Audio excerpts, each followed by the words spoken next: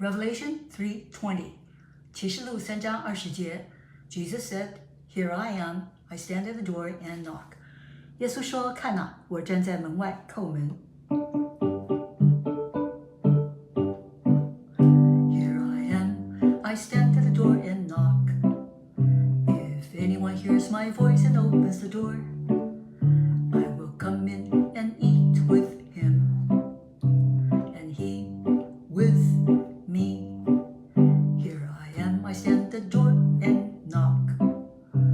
If anyone hears my voice and opens the door, I will come in and eat with him, and he with me.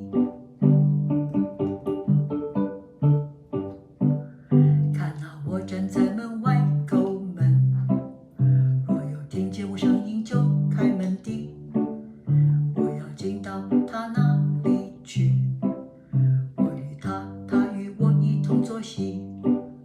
看哪，我站在门外叩门，若有听见我声音就开门的，我要进到他那里去，我与他，他与我一同坐席。